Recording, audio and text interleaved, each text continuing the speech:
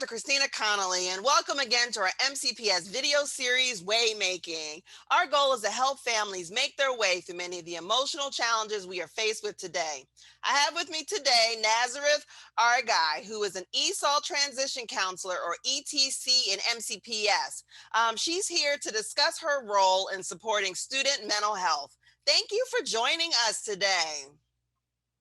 Thank you so much for having me, Dr. Conley. Oh, absolutely. So for my first question, can you share what is the role of an ETC? How do they support students in school? So the role of an ETC is to support ESOL or English language learners in MCPS.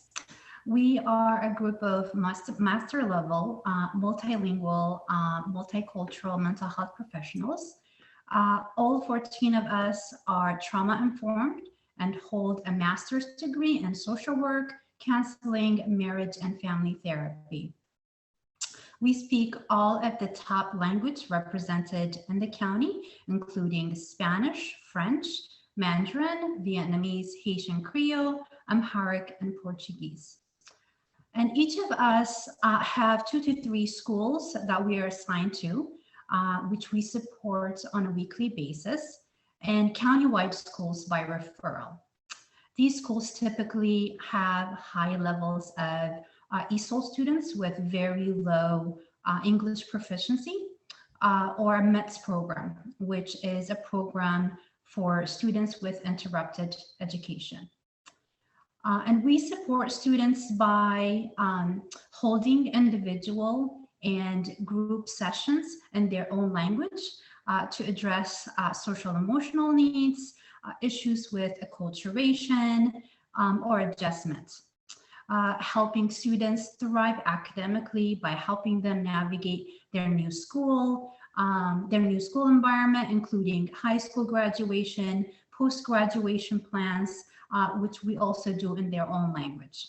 We also help students feel welcome and connected in their schools by bridging the language and cultural barriers through lunch bunch and group SEL lessons. We also conduct important guidance lessons like signs of suicide and the personal body safety lessons, also in their own language.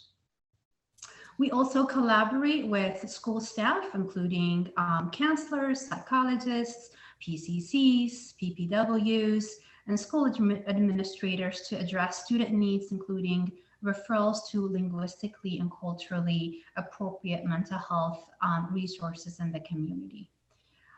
Also supporting staff that work with ESOL students through training and consultation. No, thank you. That was a lot of information. I'm really thankful that we have you all to work with our populations that speak a language other than English.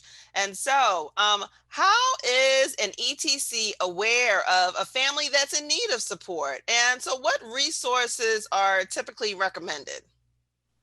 So we typically become aware of students that need support through referrals to us by school staff, including teachers and counselors.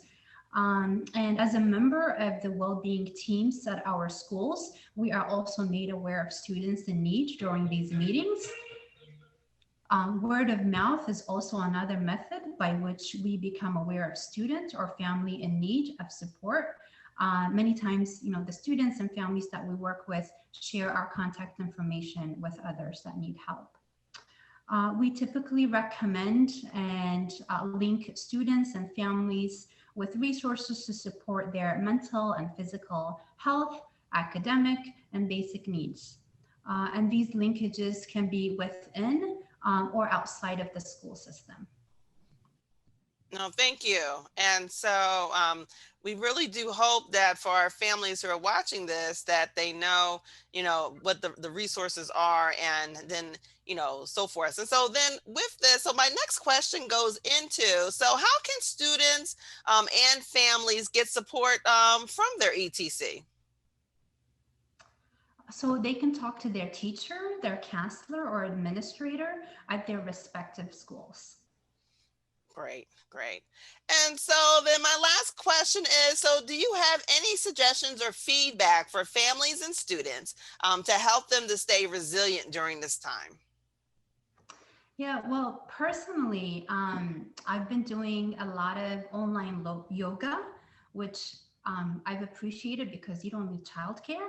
Um, I have been walking, talking with friends, listening to music. I especially like listening to traditional Ethiopian music. Depending on my mood, I may listen to something that's upbeat to get me dancing with my kids or something low key to help me concentrate at work. And I've also been reading and also playing a lot with my kiddos. We do board games, we do movie night, we've been playing soccer, going out for walks. I've been teaching my daughter how to braid hair, how to crochet.